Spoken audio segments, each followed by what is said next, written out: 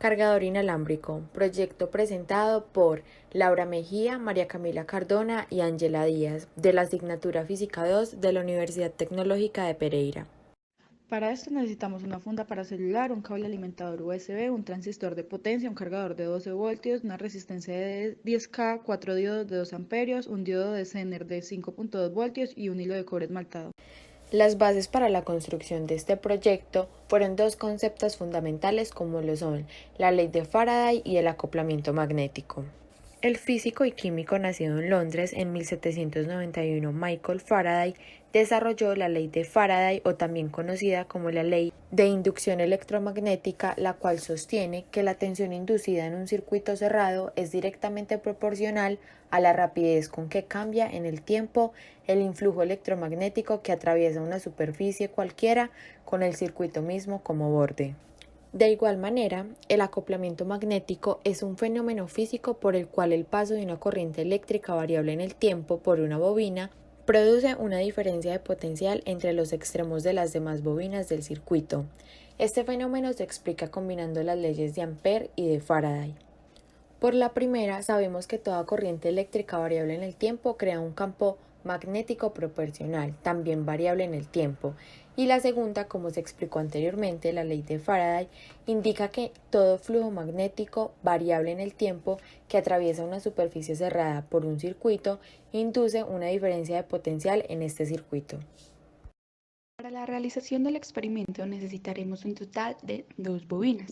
Las bobinas se realizan con un cable de cobre. Para la primera bobina necesitaremos enrollar el cable de cobre y darle un total de 50 vueltas. Y para la segunda bobina necesitaremos también enrollar el alambre de cobre y darle un total de 20 vueltas. Ya con la bobina pegada a la caja, vamos a realizar las conexiones al interior de esta.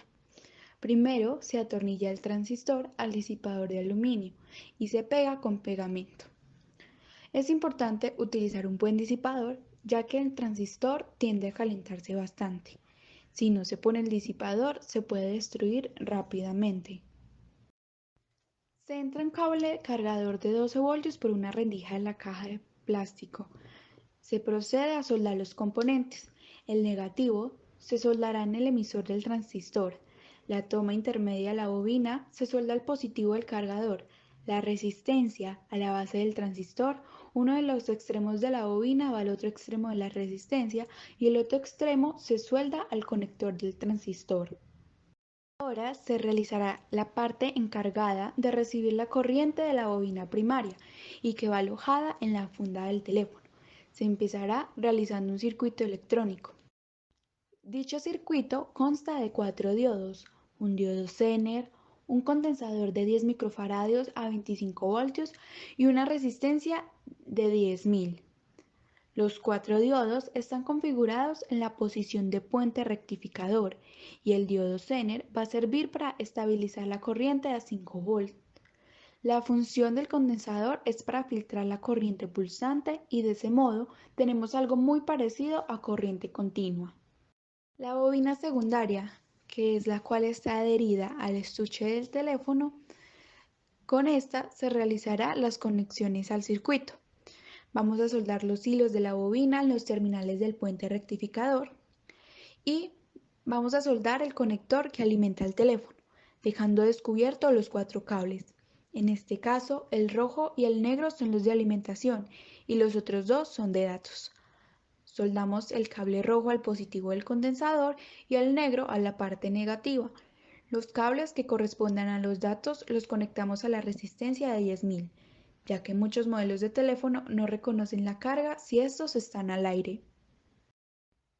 Ya con todo esto vamos a pegar con silicona el circuito en la parte superior trasera de la funda del teléfono.